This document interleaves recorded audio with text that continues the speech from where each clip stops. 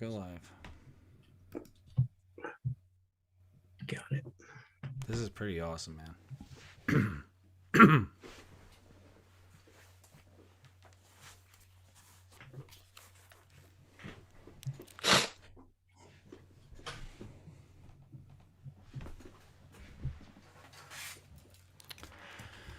All right, so we're live, it seems, and so kick us off, Sal. Party on, Todd. Party on, Sal. Rock on. Rock on, man.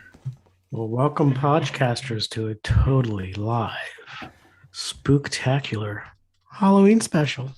Absolutely. How awesome is that? Pretty awesome. I'm trying to bring up the feeds just so I have the comments and stuff. So yeah, and we hope that we will have people tuning in. I know some people are planning on it, and we're going to just hang out and talk a bit, you and I, Sal, and we will occasionally check back at our live chat feed. Now, what you have to all understand is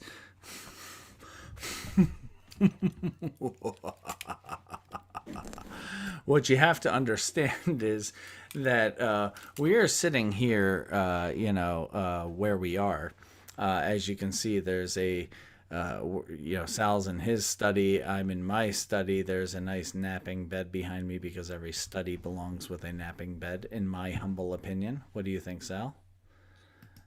well, and you can't see it, but there is a napping bed in my study as well. Of course there is. Of course there is. And So- actually, so you don't have to see what's behind me, I'm going to just do that because that's better. But anyway, so here we are. We're live and we're ready to rock. Ready to rock. Yeah. And so, who are you? I am a killer clergy, aka the Angel of Death. Killer clergy.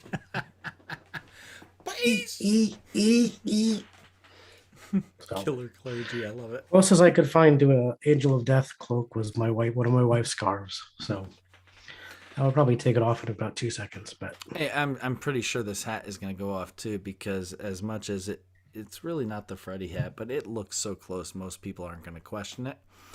Everybody knows who I am and where I live. So this is it, man. This is our first live party on JohnCast Halloween Bash. First live bash, period, anything. Woohoo! There it goes. And yay. So here we are, man. And Sal, do you see my new rockin', like, broadsword, like, Highlander, like, earrings, man? I do. I like them. And my new steampunk goth glasses. So I'm not I do just like Freddy, those. I am also me. Yeah. You're Goth Freddy. I'm Goth Freddy. Goth Freddy on Elm Street. I'm Goth Freddy on Elm Street. Goth Freddy on Elm Street. That could be a thing, I think. In fact, I guess it is now. I think with that we should totally pitch that as a reboot. Yes, and I wonder who would play Goth Freddy. Goth Reverend Rockin' Reverend. What's that? The Rockin' Reverend Goth. The Rockin' who lives on Elm Goth. Street. Yeah, so practically speaking, as fun as knives are, they're not practical to type in or to, do the whole live thing on. So they may come back on from here and there. And it might be weird if I sat here all video with my knife. Yes, it would be. Like, kind of like. Yeah. So it is what it is. And let me just, I'm going to type in right now. Hey guys, come chat with us live. And you know what? You might earn a chance to talk with us this hour.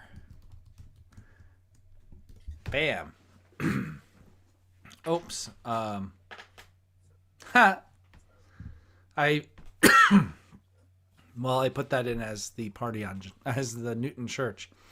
Let me switch my accounts. That's pretty funny. Yes, and I will copy and paste that exact same thing I said and put that in as us. Though my church welcomes you, I'm sure. Yes. You can't tell that we have a day job, can you? If I had a church, I'd welcome you also, but alas, I don't. Thank you. So, I'm not sure if Shane will be able to join us. We are looking at having Shane join us. Possibly he is in the midst of doing stuff and may be able to pop on and say hi. If not, you're just hanging out with the wonderful, Angel Rock of and Death Rev and the I. Angel of Death. Exactly. Yeah. Exactly. Yeah. This is so much fun, man. The Viking Vicar wanted to be here. He unfortunately could not be here. He So was he sends almost his- here. He was literally almost here. That actually, so let's introduce ourselves, Sal. I think we forgot to do that. We should probably do that. That's right. I'm just so used to opening up the podcast. It's like we're just hanging out as friends. This is So, true. Yeah.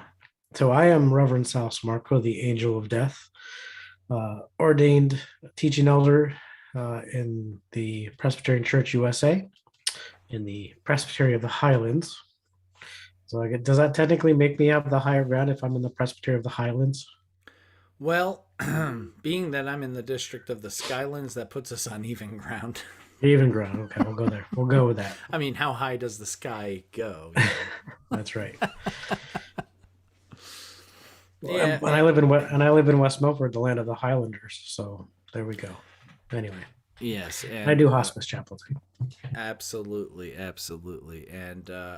I happen to be, who am I? Well, I am the Rockin' Reverend Todd Laddick, and I am an ordained elder in the United Methodist Church of Greater New Jersey, serving a Methodist church in Newton, New Jersey. And as we just discussed, on practically even ground with Sal, even though we do similar but different things. That's right. And I'm just going to respond. There is some overlap. We end up doing a lot of the same things, but I'm a little more focused. Yeah, except that this year I'm competing with you, evidently. You are actually you've surpassed me this year because since I left Bristol Glen. You know what? You needed that break. Next I did. year it's back to you, man. I think I'm glad to take one for the team for 1 year. Yep. We'll say hi to Catherine real quick. I think it's one of the Laddigs has said hello. It's my mom. Yes. Your mom. So hey. Hello. So we'll say, hey mom, how are you doing? Awesome to have you on. Rock on. And as you can see, we are going to have to this is less than a science. It's more of a passion, less than a science. Yep. Yep. And for context, what Todd and I were just talking about, beating each other. Normally when I was at the nursing home, I would do 15 to 16 funerals a year. And Todd has surpassed me this year because since I've left, I've not done any. I've written 20, and I will have officiated 19 of those 20. And you ask, wait, you wrote 20 but only officiated 19?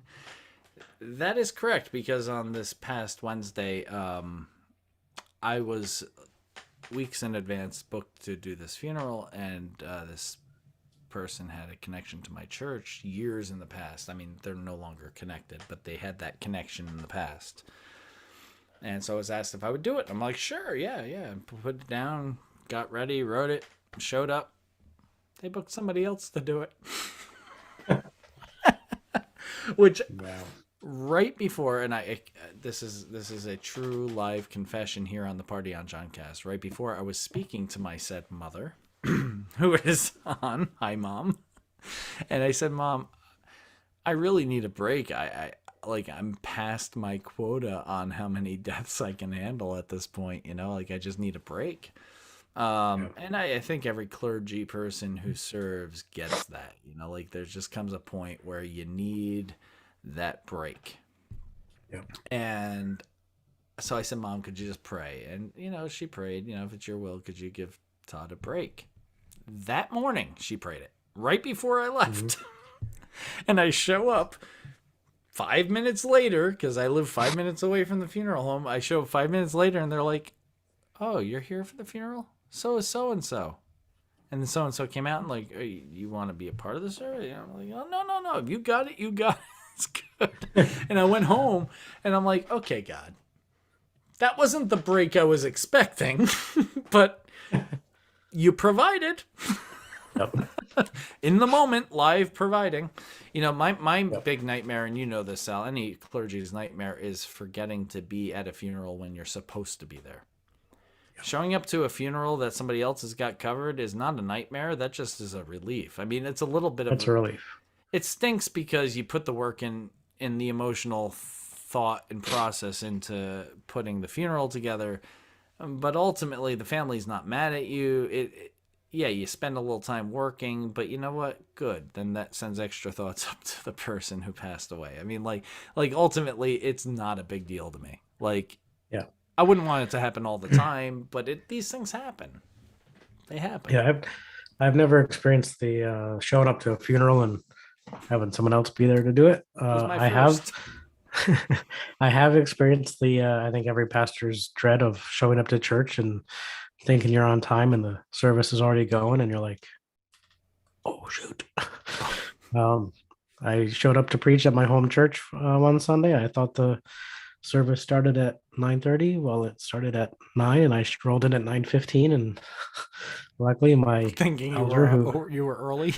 I'm thinking I was early and bless this elder who walked me through the ordination process had the wherewithal to say, "Hey, let's sing some hymns," and I was like, "Oops!"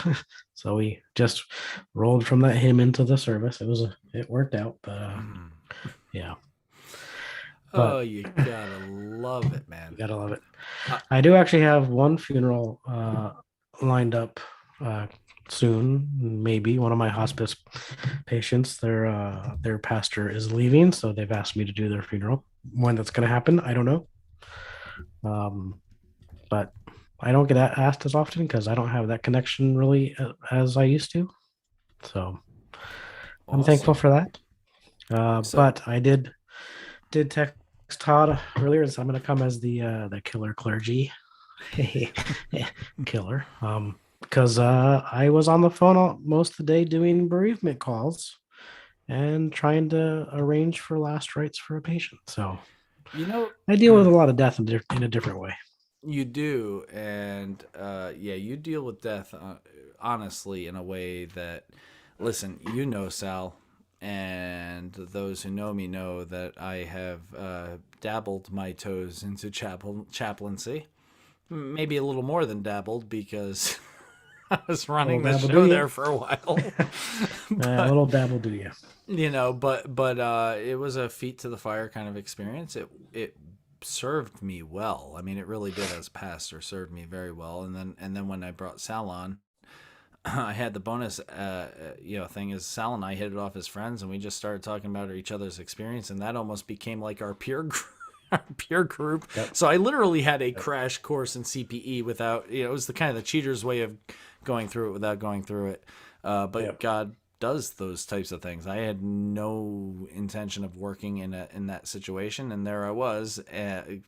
John roped me in, and we found you, and that's history. But I will say this: what you do is not easy.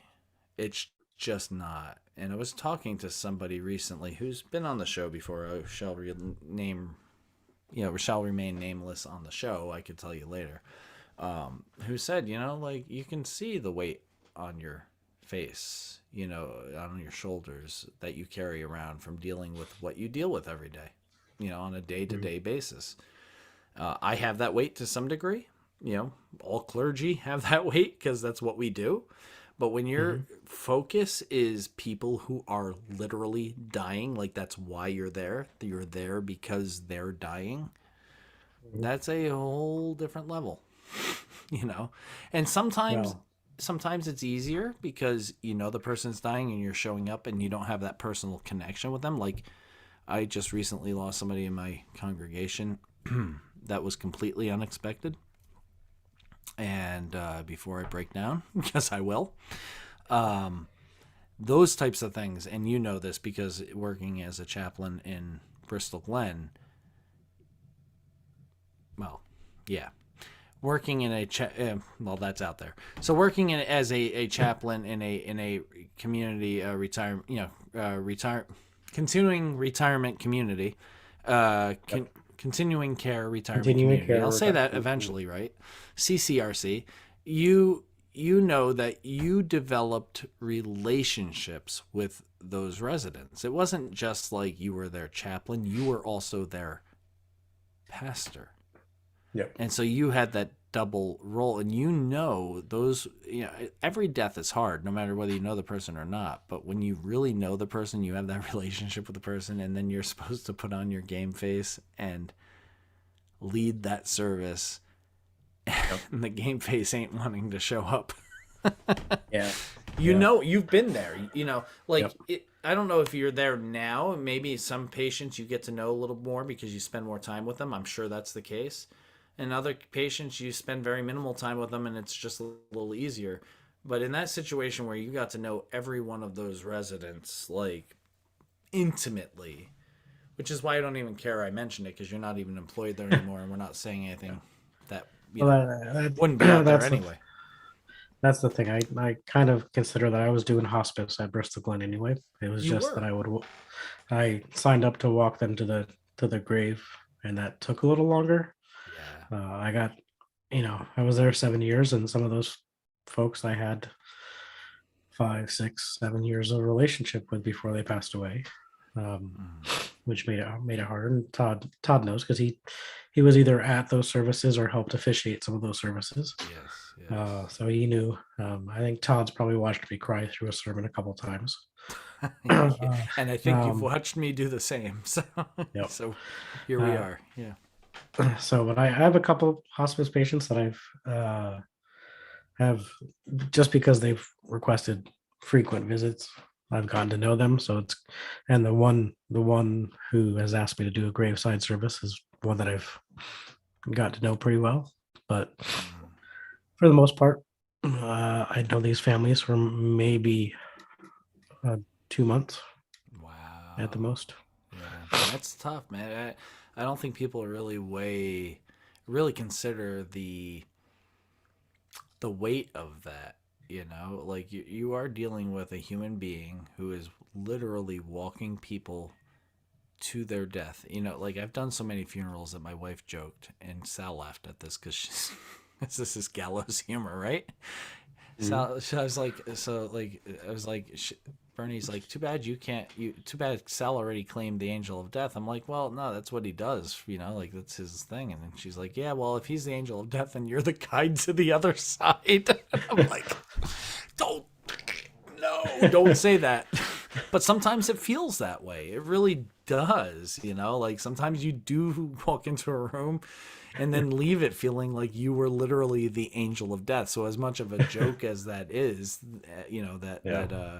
that Blake put that out there, that's the perfect nickname for you, man, because that's what you do. And it's funny because I've been called that by administrators and directors of nursing at facilities. They joke, yeah, you're our angel of death. Yeah. And well, I've got a name for you. You are the boatman on the river Styx. How about that? Me? Yeah, you're the boatman on the river Styx. The boatman on the river Styx. There we are. The guide to the other side. That's the guide to the other side. Yeah, that's what I was like, Bernie, you're brilliant, man. You just took that to Greek mythology. So Sal, He's the angel that brings death to the people, and I'm the guide to the other side. And also, I rock. And I think that being the boatman on the river Styx is a pretty rocking position. I mean, it's heavy metal. It is heavy metal. So is the angel of death, by the way. Creeping death, Metallica, baby. I'm creeping death. Yeah. Anyway, a little bit higher than that, but I'm creeping death. or the very good Overkill song "Nice Day for a Funeral." Nice day for Nice day for a yes. funeral. Which, by the way, we're 22 minutes into the party on JohnCast live Halloween party, and we have not done our Hebrews segment. Hey, Todd. Yes, Al? How do you know that God likes coffee? How? He inspired someone, most likely not Paul, to write about it in the book of Hebrews. Whoever that mystery person was, they did write it, and we have it in the book of Hebrews. So, are you going first, or am I going first, Sal? I'll go first because I'm actually not drinking a brewed beverage. Oh. I'm actually just drinking a regular non Kirkland brand sparkling water. Now, would that be in let's see, solidarity with somebody? It is in solidarity with someone, which I will announce on our November podcast. Yeah, we'll leave that where it is. But perfect. And what is that, lemon lime, or what kind of flavor? Just plain old lime. Okay, awesome. Well, plain old lime is seltzer water is good, man. It's really good. And by the way, and you're gonna hear this live on YouTube, but you want to know what else is really good? Delta 8 seltzer water. Go check it out. Delta, as in alpha, beta, gamma. Delta. Ooh, I know some Greek, don't I? Alpha, beta, yeah. Mm-hmm. So that's the first 4 letters of the Greek alphabet. So look up Delta 8, as in the number 8, and seltzer water. It will rock your world. Don't tell me that I didn't tell you so. So that's what you're drinking, Sal? That is what I'm drinking. Well, I'm about Kirkland Costco brown seltzer. I'm about to have. You ready for this? Kids, if you're underage, don't do this at home. Oh, I think I have an idea where that's from. You probably have an idea where that's from. You may have even gotten a picture from where it was from earlier. Did I send you a picture or no? I think you did. I think I did. I can't tell because I always get into conversations and I get sidetracked. So friends, this is, if you can see it, let's see here. Now you're blur. Well, there you go. Your blur is blurring out the blur. There we go. Angry Eric Brewing, and this happens to be a blended brew. So this is a combination of what Sal had on our Angry Eric episode, which you had all better have checked out, the Wake Up Again Porter, and this here, my friends, if we can get the Angry Eric logo going there. There we are. There you go. There we are. This, my friends, the Angry Eric logo here is a mix of the Wake Up Again Porter and the Leif Erikson Pumpkin Spice Harvest Ale. It doesn't have pumpkin in it, but it has pumpkin spice, and it's a harvest ale, so this makes it a black and tan. It's hard to tell, I'm sure, in the light. It just looks black to you, but trust me, on this end of it, I can see the tan. It's really, really good. Really good. And it tastes like pumpkin spice coffee ale. Nice. Cheers. Skull. Cheers.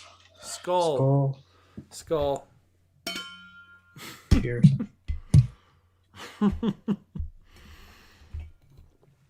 I can't believe we went the first half hour without doing this. Like, what the? I know. What the hell, man? We just dived right into the conversation. So we just, this is what it is about the party on JohnCast. We're always partying. and we're always conversing and having a fun time. And it would have been, just a third better had Blake been able to be here, but he'll be at the next one. That's cool. It works. Yeah, What do you think, man?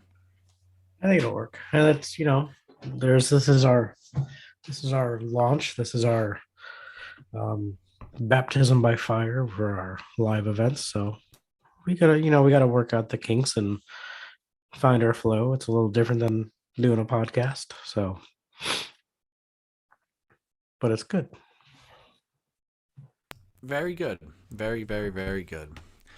Um, and so I'm hoping pretty soon we'll be hearing from our friends Evan and Amanda, the Reverends, Evan and Amanda Roars Dodge, who are due to call in any time now, and we're looking to hang out with them. It's actually been a while since we've had either of them on our show.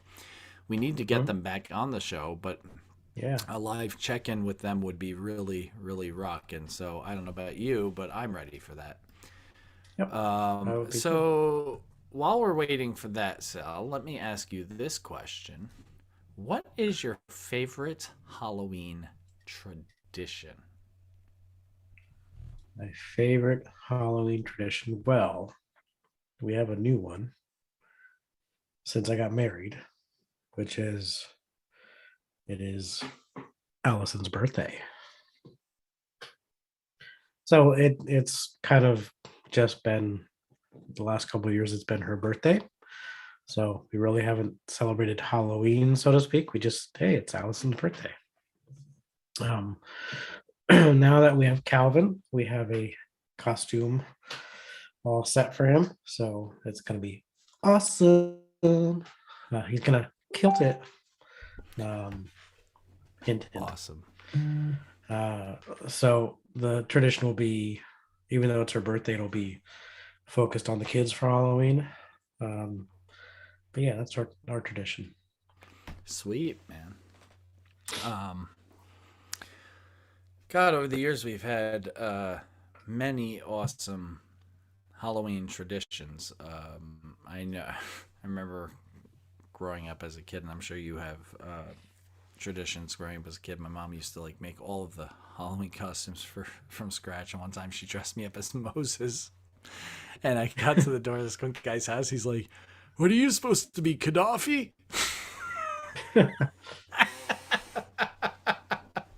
So anyway, I've always enjoyed Halloween. Love dressing up. I actually, my mask is 364 days out of the year, and the real me comes out on Halloween. That's just the way it Yep. works. But my, as a family, my most recently, like, we really spent, like, from the time my kids were born onward until they were adults, pretty much, we would go and trick or treat around either my mother-in-law's neighborhood, or we'd meet halfway somewhere and trick or treat. One year we were trick or treating around Newton. uh, and that's when I took the picture of me as Freddy on Elm Street, and then On Elm half Street. a year later I was living on Elm Street. Ironically. Yep. um, Ironically. but we had always had that tradition of going out with my mother-in-law and my sister-in-law, and just making a thing of it. We did Mhm. that even the year Superstorm Sandy hit. They delayed Halloween by a few days, if you remember, or by a week or so. I do remember that. Yep.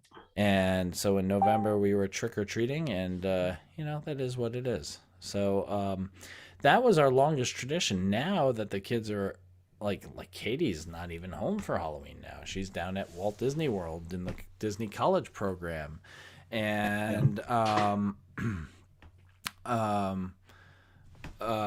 but yeah. So like basically we we now have shifted from that, where it was all kid focused and going trick or treating, to now like just kind of enjoying the adult end of Halloween. So like Yep. putting out candy for the little kids and seeing them.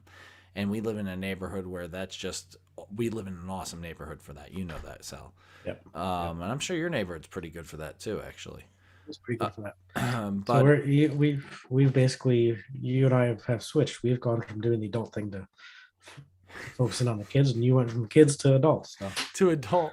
And so yeah. now this is how I celebrate Halloween. I actually got asked, I was at Angry Eric, and I got asked by somebody who runs a Masonic lodge if I would be willing to volunteer dressing up and scaring the crap out of people for benefit. And I'm like, wait, you want me to get dressed up and scare the shit out of people for charity?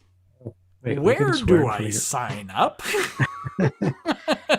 So I've come full circle. I started off doing haunted houses, became a parent, did that, and now I'm back to doing haunted houses again. your. Nice. That's one thing I do miss from my former place of employment is I always did enjoy dressing up. As a kid, one year I walked around with a box of Cheerios with a knife stuck in it, and everyone's like, "I don't get it." I'm like, "Serial killer? Duh. Duh." But yeah. So Duh. the former place of duh. So at Bristol Glen, they used to do a costume contest every year, and so one year I dressed up as Martin Luther. One year I dressed up as Slash. One year I dressed up. A couple years I dressed up in my kilt. So Yes. You did Charlie the Chaplain once. I did. I did Charlie the Chaplain. So that was Yeah, fun. that's what I kind of wondered if you were going to do tonight, but I figured it sounds like I'm not sure if I'm going to dress up or not. I'm like, it's freaking Halloween party, man. You got to dress up. At least dress up like a freaking priest. That is a legit Yeah. Halloween costume. That is a legit Granted, that is what you do, So you're, but it is a you're- legit Halloween costume. You just needed the big gaudy cross or something. That's all. Oh, Oh God, he's gonna go get the big gaudy cross. Of course, a clergy has a big gaudy cross. there Okay. you go. Okay, well now you're making me do this. Jeez, Freddy with big grotty cross. Hold on one second. No, I have not had beer. Your mom did say that her favorite tradition is trying to guess who is under the mask that disguise them, and of course handing out candy. Kids get excited to receive their treats. Sal, are you dressed up as a Presbyterian? I am. I'm dressed up as a Presbyterian. Actually, I'm dressed up as the killer clergy. And who is this? Is this Freddy Krueger? It is. That's Freddy Krueger. Man, He's trying to outdo me with my cross. he's trying to out. I don't know what that means. I just put on my gaudy cross, Right. and so he said he's gonna get his gaudy cross and outdo me.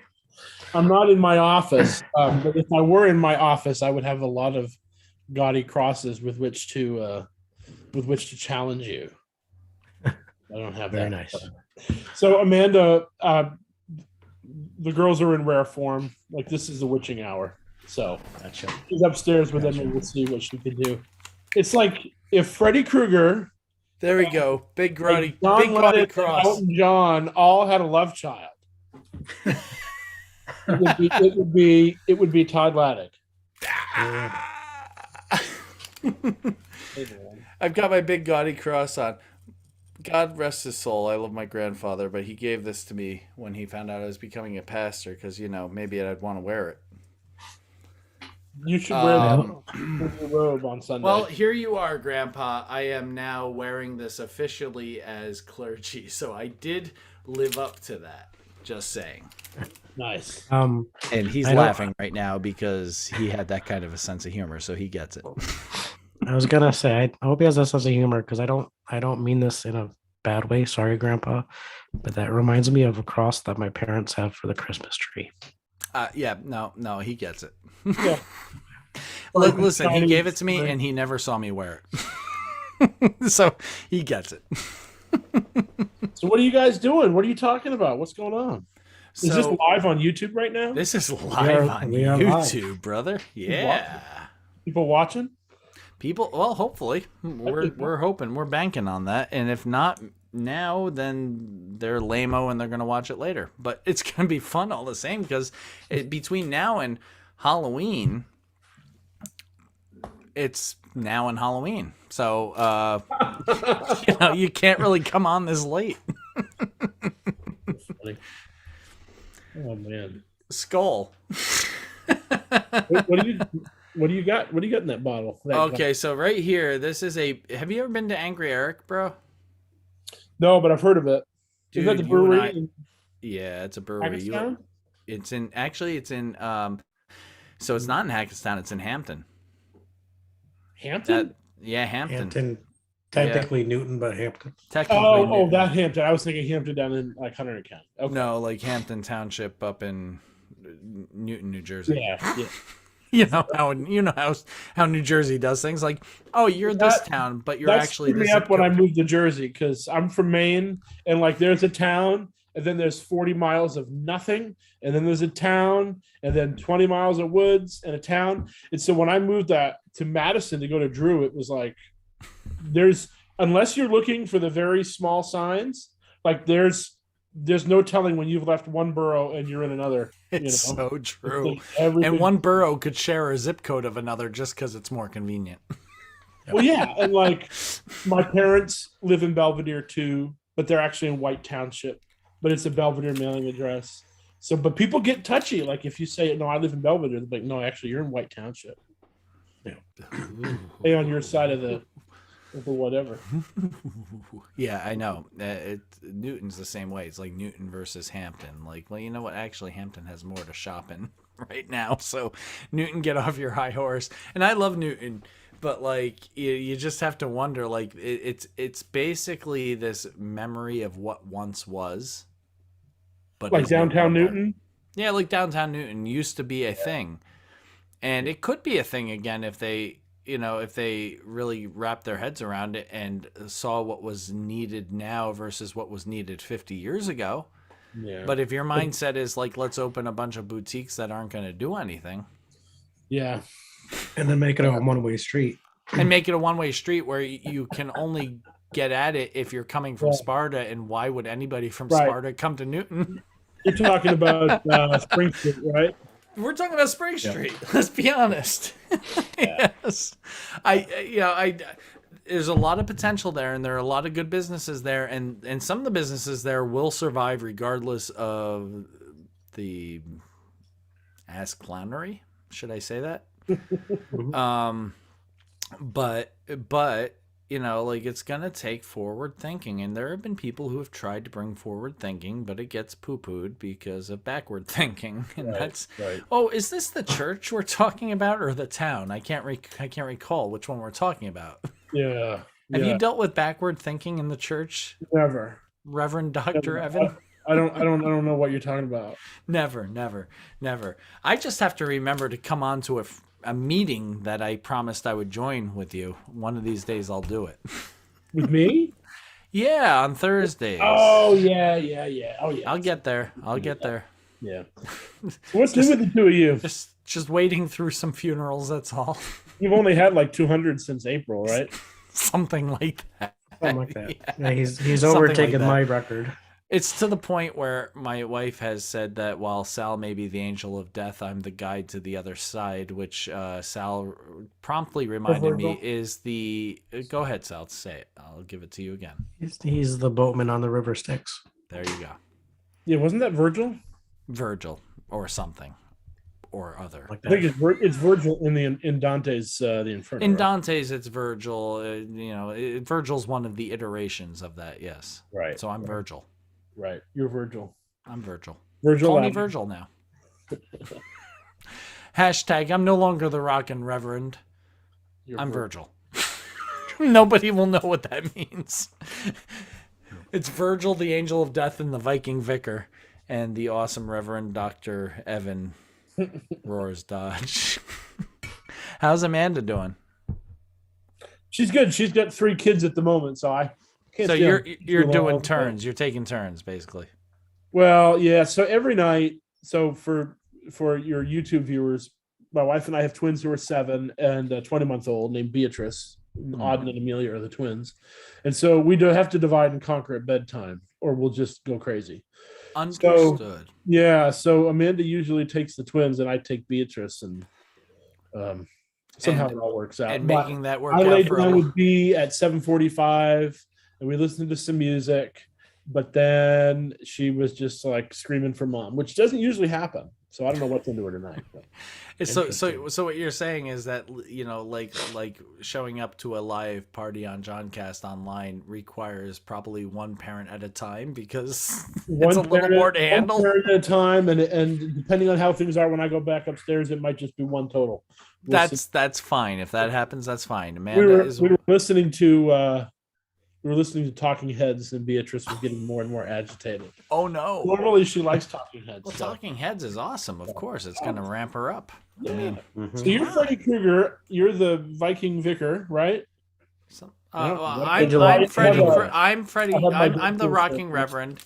Sal is the Angel of Death, and the Viking Vicar is not with us currently, but that is Blake Severson out in Illinois. Oh, okay. All right. As it turns out, Evan, I have lowered myself down to or higher, depending on which way you look at it, upped myself to the ranks of Presbyterian, because no matter where I start a group, it goes there. So is he Presbyterian too? Yes, he's Presbyterian. Blake was a classmate of mine out in Dubuque in seminary. We're both PCUSA. I did find the most rockin' Presbyterians you can find out there, though. Let's be honest. So actually, oddly, tonight the Methodists do outnumber the Presbyterians. Finally. I have to say, of all the Presbyterians I've met, Sal's my favorite. Sal, and trust me, Evan, you will love Blake too. If you love Sal, you'll love Blake. Okay. Blake is the Viking version of Sal. Yeah, pretty much. You got the. Take that where you will. Is it just maraud and pillage? Maraud and pillage, but do it with class and style, Like maraud and pillage to the point where the people you're marauding and pillaging are asking you to do more. That kind of class, There's so many jokes I want to make right now, but this is a family program on YouTube. Or at least family-ish. I'm not going to say any of them. Family-ish, Family-ish. Well, when the Presbyterians you got on the show, if we're not marauding and pillaging, we're finding stuff that fell off the back of trucks. So that's you got the Goomba and the Vikings. So the Goomba. I did not. Now listen to all you Italians out there. That came from an Italian. That did not come from the German. The German did not say that. Yeah, here you go. Yeah. Well, our patrons, Evan, what's your heritage? You didn't say that either. No, you're all about to get canceled. Of course. Well, I'll show you, because I'm working on it in tattoo form. Oh. So I'm like down the middle, 50% English and then Scots-Irish. Yeah. So I have thistle for my Scottish heritage. I have clover that I got a couple weeks ago for your Irish. And then so the thistle starts as a seed here. So I'm going to have a seed here, and then two roses that wrap around and come up here, a white and a red one for England, for the House of York and the House of York and the House of Tudor, or House of Lancaster. Darn, I should know that. Anyway, that'll be my hat tip to my my English heritage. So. Well, what's good is I have a Tudor rose on my arm. Do you really? Yes, I'll show you if I can get it. Give me a second. Oh, you got a lot of artwork, don't you? I do. Yes. My latest is the Mad Hatter, Johnny Depp Mad Hatter. Oh, very cool.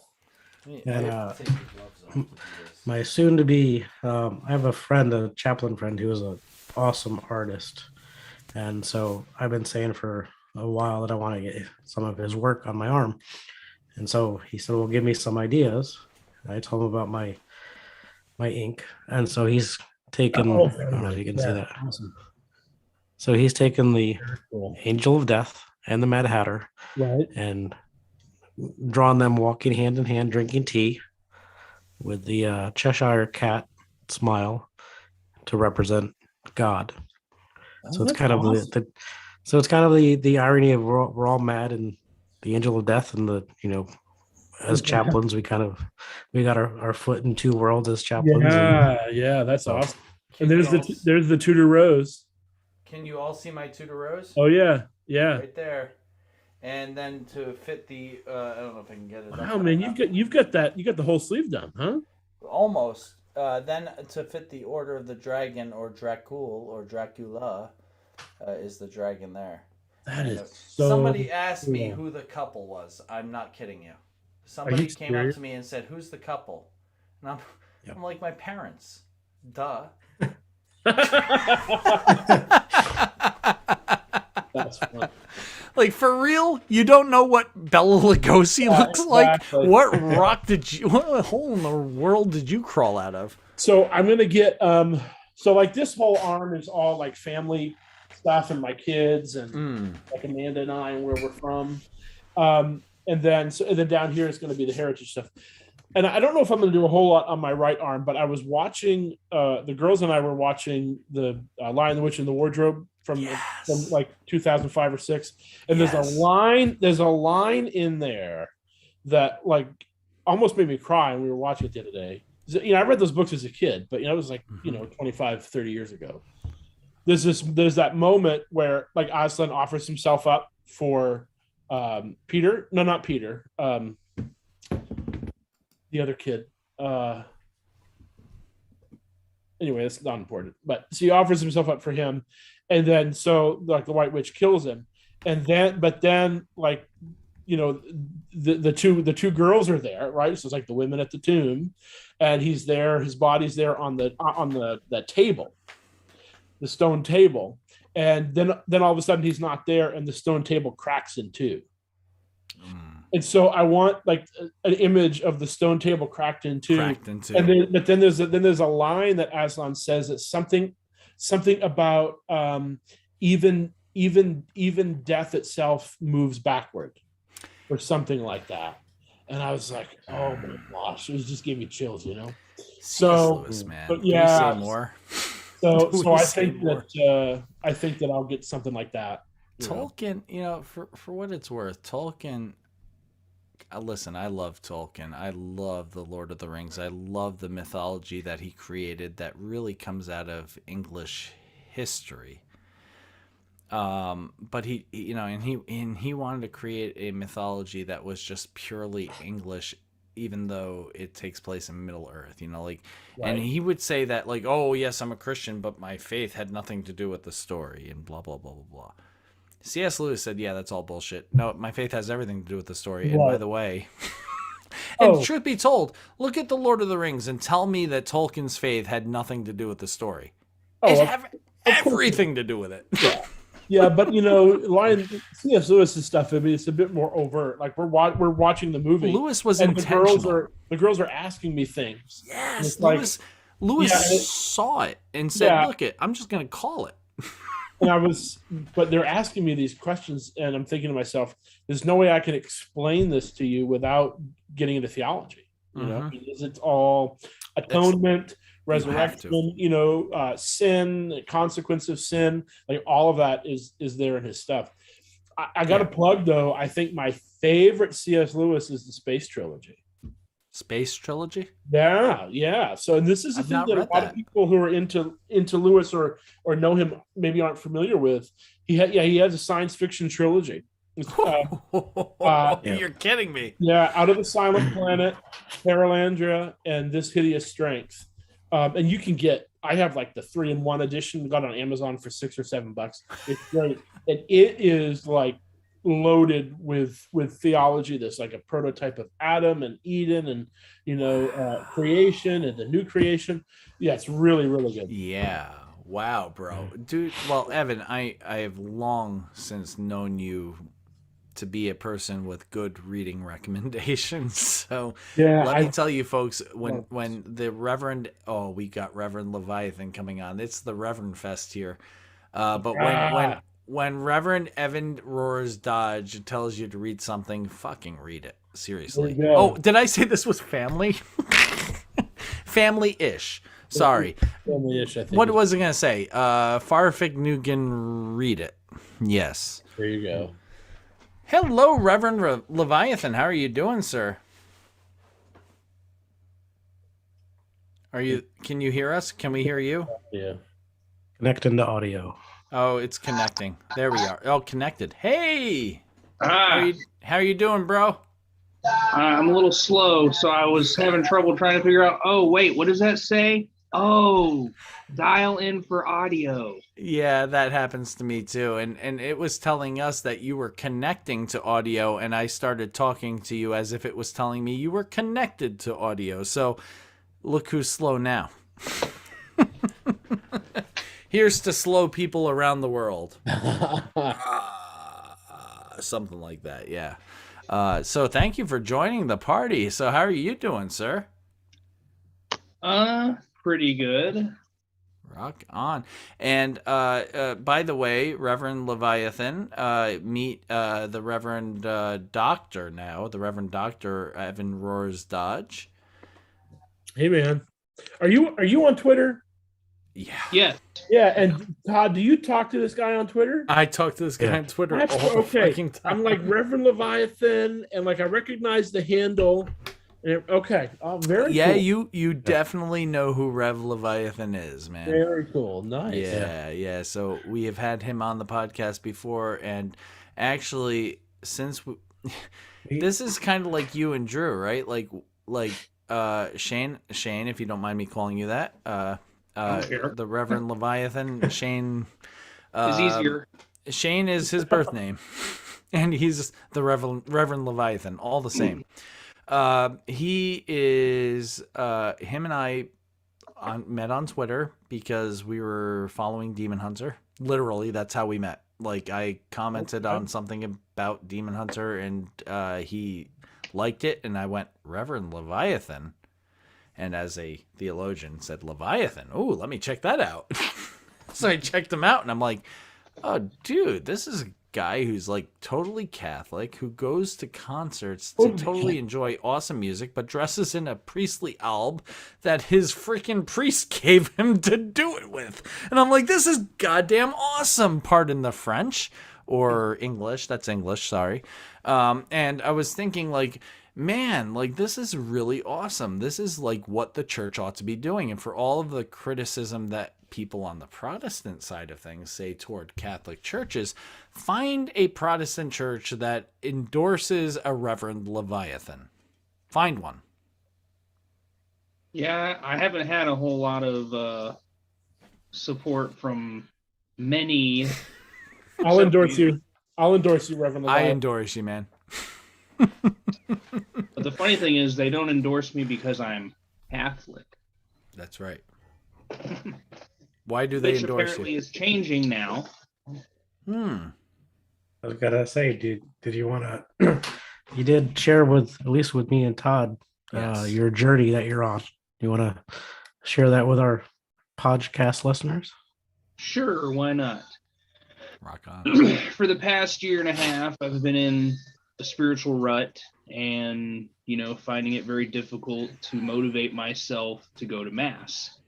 So I was missing Mass a lot, and I didn't know why I was having trouble motivating myself, because my relationship with Christ seemed to be okay. My prayer life was still very important, and I was, still reading the Word and everything, but just wasn't participating on Sunday. And in this spiritual rut, I read the Ragamuffin Gospel. Life-changing book, made me cry 3 times, and reading that just kind of reassured me that because I was in this rut, I wasn't going to hell. Brendan Manning, man. And I was just like, okay, I was like, well, now I need to figure out how to get out of this rut. And in the process of not going out very often anymore, it's like, okay, well, now it's time to read a little bit more. Why haven't I ever studied Eastern Orthodoxy? I need to do that. So I started studying Orthodoxy, and in the process of studying their theology, I was like, wait a minute.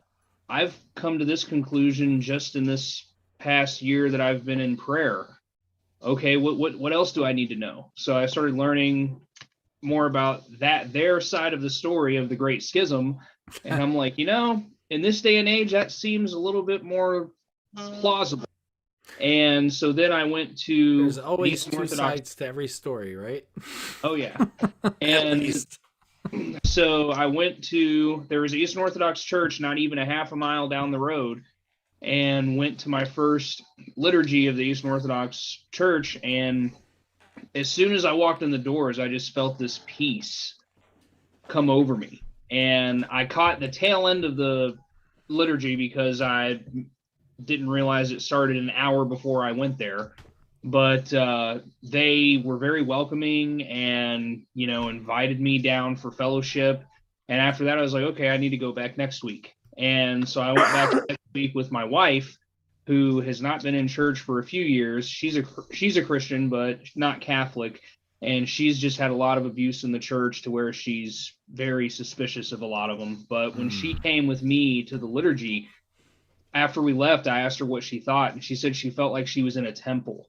And that there was a certain point where the priest said, the Spirit of Christ is with us, or something to the effect of that. And she said that she felt something when he said that. And then when they were celebrating the Eucharist, we're not Orthodox, so we respected their wishes and didn't partake. But they had some blessed bread there that they also give to people who are not Orthodox. And when this lady noticed we didn't go up and get any, she went up and got some and brought it to us. And just the whole experience was pretty much my confirmation. I was like, okay, this is where I need to go to continue my spiritual growth and get out of the rut. Basically, AKA the love feast. What? Where, like, the theology is you're not quite accepted into the fold yet because you don't know the theology. We need to train you and teach you that. But we're not going to bar you from the grace of God. So while we're not going to give you the Eucharist because of our theology, we're going to give you a love feast. We're going to celebrate you and let you feel a part of who we are, even though you're not quite there yet. It's kind of a brilliant thing that the Moravians and the Orthodox Church and the Wesleyans kind of embraced, this idea that grace can be had in more ways than one. Yeah. And that's, one of the things that I experienced there is the fellowship that I received from them in the 2 days. I only visited there 2 Sundays, and I had more people come up to me and talk to me and welcome me in those 2 days than in the 3 years that I've been attending Mary Queen. Wow. So. Wow. Yeah. Okay, I'm pretty sure that I poured that right onto the screen while you were talking. I did not mean to Hey, there is the Reverend Amanda Roars Dodge and B, I'm assuming, right? Yes. Because that's the only one who could be that young right now. And yet you're way older than I remember you. Hi, B. This is a first ever. This is not only the Reverend, the Reverend Dr. Evan Roars Dodge. This is the Reverend Amanda Roars Dodge, and the who knows what title she'll have, B Roars Dodge. It's so good to have you here. Look at you. Thank you. Sorry to interrupt. No, that's not an interruption. That's a blessing. Oh my God. The last time we had Amanda on the Party on JohnCast, the bee was in her belly. That's right. Truth be told, we've got to get you back on, Amanda. That'd be great. Were you even pregnant? Mm-hmm. Oh wow. Yeah. Yeah, it was December. It was we were recording in November. It was for the December episode. And I was preparing also to cover for Amanda while she was on maternity leave, which actually turned out to be beneficial. You never know how these things work. Yeah, that's the last time we had you on. We got to have you back on again. I mean, aside from we're seeing you now. Hey. Jane, are you familiar with, and maybe I just found you on Twitter, so I can send you the YouTube link. I was really interested in Orthodoxy for quite a while. One of my best friends here in Jersey is Orthodox, a convert from Catholic Church to Orthodoxy. And he had recommended, apparently like in the 80s, there was this big movement of people in evangelical churches and Episcopal priests who were converting to Orthodoxy. And I have a couple books by former Episcopal priests about their journey into Orthodoxy. And then he also recommended someone named Frederica Matthews Green. she had a book at the corner of East and Now, and it was kind of like this convergence, the contemporary relevance of this ancient tradition. Mhm. But those are really, it's really interesting, and what struck me was the appeal that Orthodoxy has for people across the Christian spectrum, right? So there were evangelical Pentecostals, there were Catholics, there were Episcopalians who were all part of this movement of converting to Orthodoxy. So I found that really interesting. But I'll send you the YouTube link. There was a long interview, like a little documentary film made in the early '90s with a lot of these Episcopal priests. I love the fact that you're wearing a Deadpool shirt, by the way, dude. I have a Deadpool shirt of him riding on a unicorn with the unicorn farting out rainbows and him shooting out bullets, and it's freaking great. Anyway, awesome. Do you know Reverend Leviathan's story, Evan? No. Like I said, I just recognize the name from seeing you two interact on Twitter. That's it. Yeah, so Shane, will you share your story with Evan and those of us who may not know, as briefly as you can, but what your story is? Just my personal testimony? Yeah. Oh, okay. I was raised in a quasi-Christian household, the one that celebrated Christmas and Easter, but I had no idea that it had anything to do with the birth of Christ or the resurrection. It was Santa and the Easter Bunny. And didn't really go to church together or anything. So, but I went to Baptist church with my grandmother from time to time. So I knew some of the basics growing up, but didn't really practice anything. And by the time I was a teenager, I was pretty much agnostic and, didn't really find Christianity too appealing because most of the people I knew at school who were Christians were dicks. And, I didn't want to be that way if that's what it was supposed to be like. And so when I was 16, I was awakened at 3:30 in the morning to an angel floating above my bed, a very illuminated like being. And just what went through my head was just like, okay, is this God? And all I heard were the words King of Kings, and I went back to sleep. So I woke up in the morning and I was just like, oh, okay, I need to take a walk. And was walking down the street and I came upon this church, and it just happened to be Sunday. So I went into the church very cautiously because I was wearing my twisted shirt and I had on, my black jeans and, was looking like, the people that Christians tend to yell at. So I walked in there and actually was welcomed and accepted as I was, and I felt the love of God for the first time, and went back the following week, and it was the same audience and same attitude towards me, and I ended up accepting Christ as my Lord and Savior that Sunday. And after that, I started bringing in all my punk and metalhead and juggalo friends into this church, and we basically took over the youth group. And I went to college, studied theology for 2 years, but I ended up leaving because the students there were never accepting of me, and a lot of them thought the only reason I was there was to blow it up. And so I left there, and in studying theology there and learning more about Catholicism, I learned that what the Catholic Church taught was actually not what I thought they taught, and got a lot of my misconceptions cleared up. And I was like, okay. And so when I became a Catholic, I was Catholic for a few years, and then I actually ended up entering into the Franciscan order. I started the process of becoming a friar, and I lived there for about a year and was studying to become a friar, and just realized that's not where God needed me. And I ended up, me and my friend Amelia admitted we had feelings for each other, and we got together and we're married.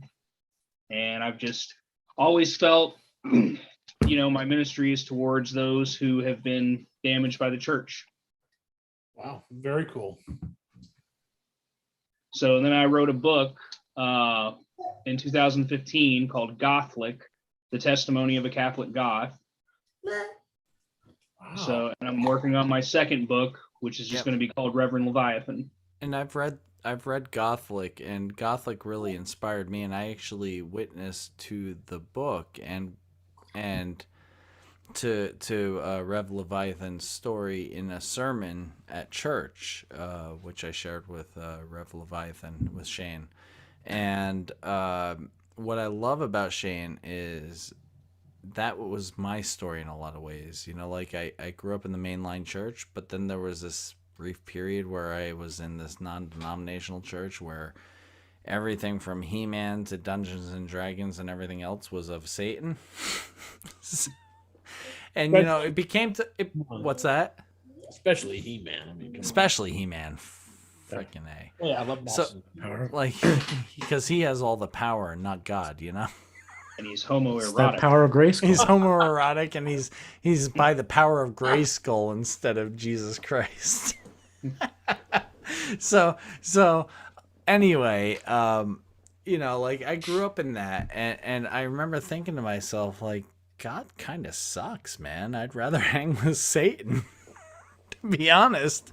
And this is what the church does, right? Like it's trying to say, like, look, avoid Satan and do what God wants you to do, but it falls into the weeds of Pharisaism, where like all of a sudden, like now, like in order to be in love with God, you have to do X, Y, and Z times B, D, F, Z, and then add in Q and R. And at that point, you might be okay with God. Might be. And it's like, but that's kind of getting away from the whole gospel message of it is really nothing to do with what I do and everything to do with what God does. Now, I'm not saying there's not personal accountability there. That, like, I can't just be like, oh, it's all God, and so, like, let me throw grenades around the yard and who cares? But let's be honest. I can't earn God's grace.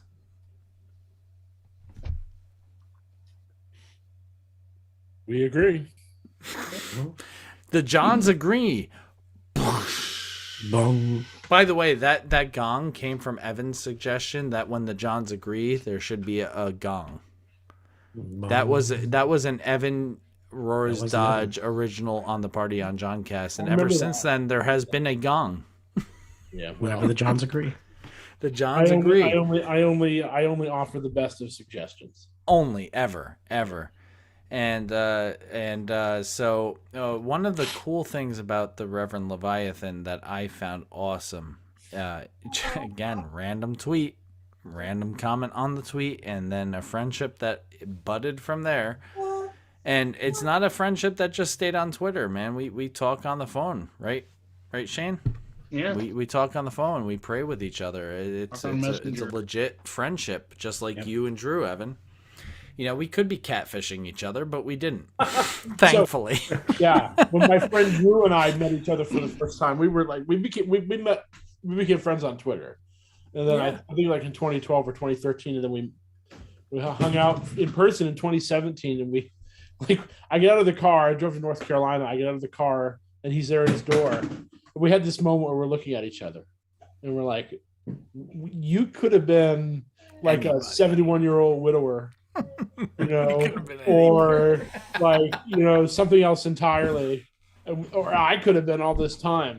And it's kind of weird when you have a really tight friendship that is just on social media or phone or whatever, and then when you meet, and yet you can't deny that tight friendships exist on social media. That's why I love when people are like, "Oh, you know, I miss the days when it was face to face."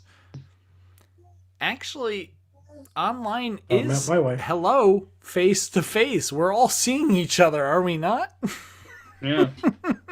As an introvert, online is nice sometimes too. Online is very really nice as an introvert. Yeah, and I think this is right here is a quadruple of introverts who happen to be extroverted. Extrovert. Oh, you're an extrovert. Okay, yes, God bless you. Yeah, my actual personality type is ENFJ. Extrovert. Oh, wow. And my wife is an INFJ. Okay. I'm an I. Well, you know what? God needs extroverts as much as God, probably more so than God needs introverts, because there's plenty of those. Like, oh, I want to love you, but get away from me. Well, and that's kind of what brought me back into the Juggalo scene is, you know, let's face it, most places goth is kind of dead. And when we would go to these goth clubs, you know, and like I would, you know, my ministry isn't just going around asking people if they know Jesus. It's, you know, people usually come up to me and they're like, what's with the robe? You know, or they do something like that, and that starts the conversation. Right. But when you're in a place with like 2 or 3 wallflowers who don't seem to want to talk to anybody, it's like, okay, let's go over here and let's all separate and be miserable together. And it's just like, okay, I can't do that. And then when I like rediscovered my love for underground music and underground hip hop, and I started going to those shows, that's when people are like, dude, you know, what's going on with the robe? And that's when I started talking to people more, and the ministry actually grew there. And I was like, okay, I was like, so this is where I need to be, you know? And it's not that you're pushing shit on people. People ask you. And then when you answer their question, that's on them, man. Like, oh, I shouldn't have fucking asked. I'm sorry. Well, but they can't blame you for that. Oh, no. And they, you know, they like that, you know, when I talk to them about stuff, they're shocked to hear me talk so much crap about evangelicals. They're like, wait, what? You know, and then in my song, The Rev, you know, in my song, The Rev, I say, you know, I ain't out here screaming scripture at sinners like we are rivals.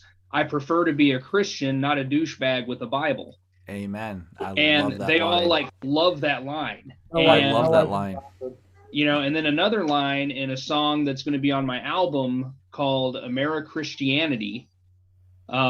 There's a line in that song that says, you ignore the poor and celebrate the rich and famous. Can you even read the Bible with your nose buried deep in Trump's anus? So I'm not going to have a lot of Christian fans of that song, but get it. You know, they're going to really appreciate that a believer is calling out this BS. There's so many noses up Trump's anus right now. That's a good way. So, Shane, I'm taking a lesson from you right now. And this is the lesson. You want to really find out what people are all about. Pen a song with some pretty real lyrics and find out how people react, right? Exactly, bro. Yeah. Wow. Okay, dude. I gotta go in just a couple minutes and put B to bed. Sure. But I got a question for Shane, and just out of my ignorance, what's a word you use? Juggalo? Yeah, I don't know what that is.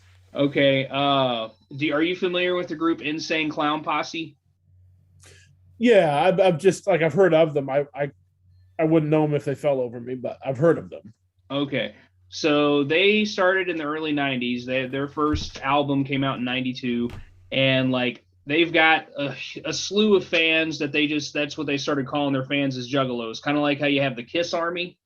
Right. Okay. And so a juggalo is just, you know, they're fans of their music, and then other people that were on their label, like Twisted, Blaze Ya Dead Homie, a lot of underground horrorcore hip hop. So, and then some rock as well. Okay. And those are the groups of people that's the Juggalo family is what it's called. Gotcha. Okay. So that's the term you use for like the scene, right? Yeah, and then there are stereotypes. Juggalo. Okay. Right, and then there are stereotypes associated to the scene, just like goth and any other subgenre. Presbyterian, Methodist. Yeah, exactly. We're all stereotyped, no matter what group we're in, right? Yeah. Mm-hmm. I love the fact that people point out stereotypes as they are stereotyping. That's the greatest. It's like, oh, Christians are just like jerks because they do X, Y, and Z, and you know they are really the. It's like, but you're doing the same exact thing that Christians are doing. What do you want to offer, man? It's not a Christian thing; it's a human thing, right, Shane? Yeah. The conversation is really just. It's like, listen, get a bunch of people together who think alike, and they're gonna think that everybody else is wrong, right, Amanda? Right. That's right. Yes. Right, just There's my nod and agree, Nod. Just Nod that's and agree, exactly right.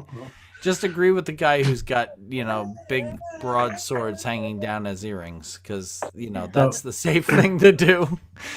So I'm I've got a like question. King Olaf in Norway, who's converting all of the Vikings to Christians, who makes the English happy because they're no longer being invaded.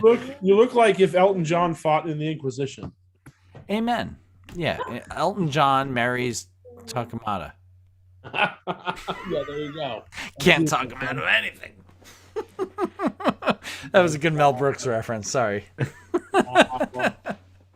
It happened. It happened here on the podcast. I got a question for Evan and Amanda.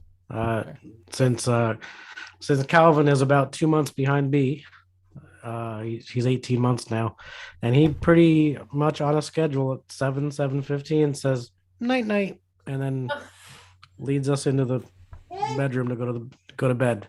How did you do that? He just started doing it by himself. It's like night night. So Have a second child and see if that works We the have same way. 3 wonderful kids, but bedtime and sleeping has sucked since the twins were babies. Basically, you've had me as kids. I'm sorry.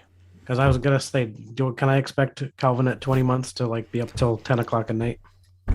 Do I No, look not like I'm falling if he's asleep? doing this now. Not at if he's 18, doing no. this now. No. Let me ask you. Do I look like I'm falling asleep anytime soon? No.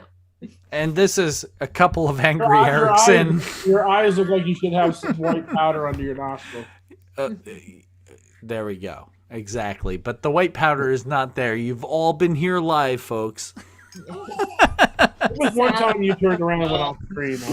White powder, by by he means talcum. He means talcum powder because this is a family-friendly show. There you go. Sal, all of our children have always been terrible sleepers.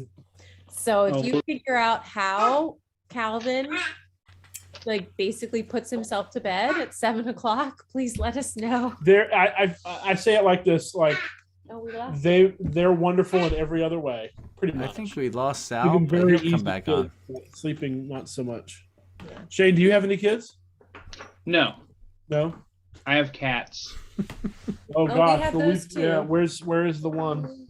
We've got 3, and I just saw one. I just saw a tail. Oh, you have cats, but don't you also have birds? We used to have chickens. Chickens. No, hold on.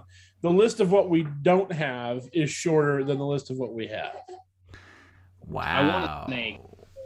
What's that? I want a snake, but my So wife I won't let me I get had a a- snake right now. I had a roommate in college who had a big python, bull python, and I was a janitor during college. So I go to work at 4, and I'd get home around 10, and we would play poker with some people until 3 or 4 in the morning. And so we had this kitchen table that you flipped over, and it was a poker table. It had a place for your beer, your chips, and stuff. But he would go in the room and he would bring out his python, and it would wrap itself right around the top of his head and just sit there. But it was great because nobody else, I was used to it, but nobody else could concentrate. Oh, It was there he great. comes He'd back break on. everybody else's concentration, and he often won. It was a very smart move. Just to let you know, the Reverend Sal Samarco said that his internet dropped, but he has since reconnected, or so it looks like he. Yeah, there he is. You have Hello, internet Sal. up there in Sussex County? Yeah. Actually, Sal, are you in Sussex I County or do. Passaic? Are you in West I'm in Milford? Passaic. You're in Passaic. That's Passaic. West County. Milford, yep. Yeah. You're... Us Sussex County folks we're fine up here. All right, I'm gonna get this I girl just to had to bed. jump over to my All right, hotspot. Hey, Amanda, Evan, thank you for coming on. It's great to see you guys, and rock on. Reverend Leviathan, I'll talk to you on Twitter. Totally, man. Totally. Peace. Bye, guys. Peace. And it looks like Sal fell off too. So how are you doing, Shane? Well, you know about Got a how I little had to Zoom. post the GoFundMe, right? Yes. Okay. Well, I'm going to start by sounding like a buzzkill, but don't feel too bad. So yesterday I had a little bit of an anxiety attack while I was at work, and I actually just broke down because of all the stuff that's going on. Oh, I'm sorry, man. So today, all of a sudden, I saw that someone donated $1,000 into it, which is well over the amount we were even needing. Oh, on top of the 245 that had already been raised from all the other. Praise God. And yeah, like I freaked out. I knew the guy who did it, so I called him up and I'm like, "Hey, do you know that you deposited, like, that donated this much? Was did that you accidentally intentional? Yeah, I was like, "Did you hit one too many zeros?" And he's like, "No." And I'm like, "Can you afford that?" And he's laughed and said yes. And I'm just like, "Thank you." And like I just, like, you have no idea how much you have helped. Yeah, like I told him, I was like, you did not have to do that. I was like, dude, I would have been happy with $10. And since this is live, just to explain that, hey Sal, are you joining us twice? Probably. Sal's having internet connections. He lives in the middle of nowhere, New Jersey, which is kind of crazy because nowhere, New Jersey sounds like here. And yet nowhere, New Jersey is only an hour away from New York City. So Sal's about an hour and a half away from New York City, but he is in the boondocks with no connection. Anyway, I'm actually closer to New York City now. I'm 45 minutes from New York City. Only 45 minutes. Shitty. That's right. I'm further away from New York City than Sal. That is true. So the point being is that you know, you've gone through a rough time, Shane. You really have. You and Amelia have gone through a rough time, and a lot of it has been due to health issues that are not your doing. They are just what you've been dealt in life. And I am glad that people responded the way they did. I really am. Yeah. Because your ministry, and bye, Sal. Your ministry, honestly, is doing great work for the kingdom. And we all know this. Like, God, one thing that pisses me off about prosperity gospel, and Joel Osteen is the obvious face, but he's the least of them, truth be told. At least if you listen to him, even if you don't get prosperity out of it, you'll be uplifted, and there's something good about that, I suppose. But truth be told, the prosperity gospel is crap. And there are plenty of people like you who serve God faithfully and suffer. Jesus served God faithfully and suffered. If Jesus can suffer serving God faithfully, what makes us think we're going to be immune to that, you know? Like, so here's what I know. You're serving God faithfully. You're going through a rough time, and there are going to be times where you're cool and other people are going through a rough time, and you're going to support them, and that's what it's all about. And I love that scene from Paul the Apostle. And there's a scene in the movie where he's asking Gamaliel, like, he had donated money to this person, and Gamaliel's saying, you've learned all of the laws as you should. You've done good. And Paul says, yeah, but what happens when I've given everything away and I have nothing left to give? He says, then it'll be your turn to beg and somebody else's turn to give. And I thought about that, and I said, wow, yeah. Damn. Well, that's something that both Amelia and I said today when I called her up and told her that happened. You know, she about started crying over the phone. Yeah. And she said, I hope that we get to a point that we can do this someday. And I was like, yeah, me too. I was like, I want to be able to do for them what people have done for us. Trust me when I say this, you will get there. I was there, bro. Maybe the EP will make bank. Yeah, Bernie and I started life very, very unconventionally, and it was all intentional on our end. People can judge it what they will. We planned every one of our kids. We just did it unconventionally. And, as I see it, we were married in January 8th of 2000, and we're about to come up on our 22nd anniversary, and I don't really give a shit what people think about it. 22 years later, we have 2 grown kids and we're on this side of it, baby. And honestly, we had our hard shit to get through, and it was because of the love and compassion of others that got us through it, and it's the love and compassion of others that brought me back to Christ. Bernie was a barely practicing Catholic. In fact, not even barely, she was non-practicing. And it was her when I said, oh, there's job security, I should become a pastor, because I was looking for a job and had just come back in the church, and it was a ha-ha moment for me. Bernie heard that and said, well, okay, well, what would it take for you to become a pastor? And she printed out a list. Said, here you go, pal. And then all of a sudden I looked up to God and said, okay, yeah, when I was 3 and 4 and you called me, and then since then I've ignored it, I guess you haven't forgotten. All these years later, because here's my non-practicing, non-religious wife saying, yeah, here's what you need to do to become a pastor.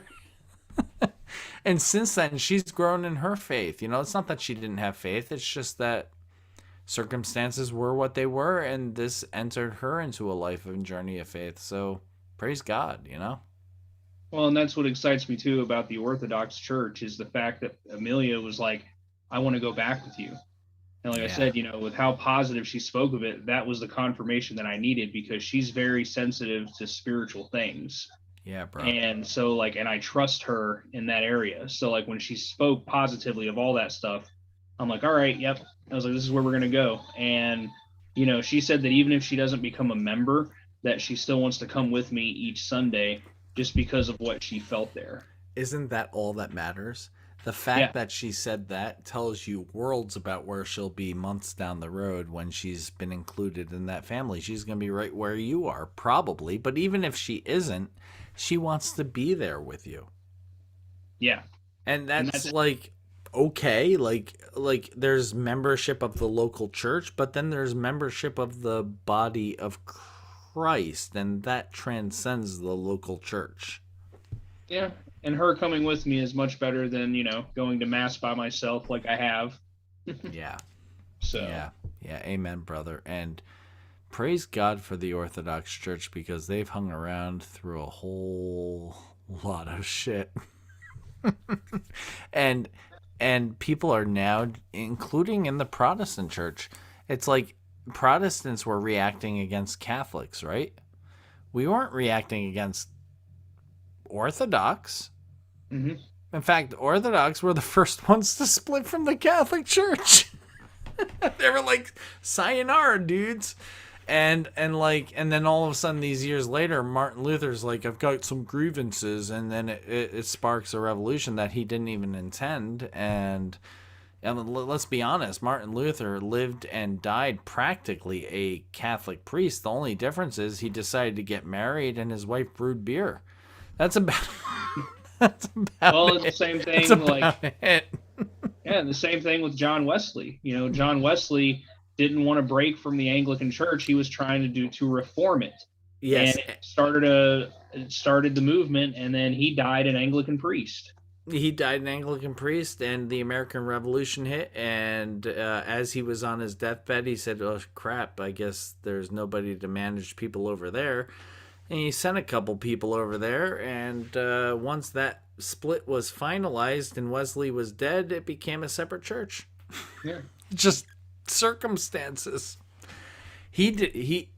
John Wesley lived and died an Anglican priest in the Church of England. How he managed that fine line, I don't know, but he did. And he did it during the middle of an American Revolution where he was supporting the colonists and remaining loyal to the king at the same time, and neither one complained. I don't know how that happened. That is God's doing, not his or mine. And that's the only way to chalk it up, is he stayed true to God, and God worked it out. And you can see that in the Catholic Church. You can see that in just about every denomination. They're all serving the same Lord. We just get caught up in the weeds. Amen, brothers? That's just it, man. Shane, I can't think of a person that I'm more grateful to have met via Twitter, let alone anywhere else, than you. And more has come out of that relationship, and that's why I'm a firm believer that Twitter is the real deal. Facebook's the real deal. Twitter's ironically a little better than Facebook, I have to say. Yeah. No longer on Facebook, so yeah. Check out the Rev Leviathan on Twitter. But the truth be told, Facebook has become such a venomous place that Twitter, as venomous as it can be, and no one denies that. I mean, we've all seen it. Twitter is the safer place than Facebook, let's be honest. I mean, Twitter, there's only so much you can type in one post. Yeah. Whereas Facebook, if somebody wants to rant off a whole bunch of stupidity, and they will rant it in full. Yep. Yeah. And Twitter says, no, keep it concise. Yeah. Well, and I still have my Reverend Leviathan page on Facebook, but I got rid of my personal page because after I announced I was no longer conservative, my friends showed their true colors. So, yeah, truth, man. Well, this is a good place for us to wrap it up, folks. This is 9:30. We've been at this for an hour and a half. We've had the Reverend Leviathan. We've had the Reverends Evan and Amanda Roars Dodge on. We've had the Angel of Death, of course. And I just rock and roll no matter what the frick you call me. I don't care. But Shane, Sal, Evan, Amanda, and of course our third Mike, Blake, who could not be with us, though he wanted to be. Check out the November episode. He's back on. So that's what I'll say. Check out November 1st, 2021. 5 a.m. it drops, and thereon you can share with your friends. Also check out the Rev Leviathan on Twitter. You can check out the I forget his handle, but Evan Dodge. If you check out Evan Dodge on Twitter, it will come up with his handle. I think it's like I think it's the Dodgy Rev. The Dodgy Rev or something like that. Check him out. Yep. Mama Pastor, which is Amanda. Check them all out. They rock. They're cool. And remember, folks, be excellent to each other. And don't be a jerk. Rock on. Rock on. See you later, folks. Peace out. Peace out.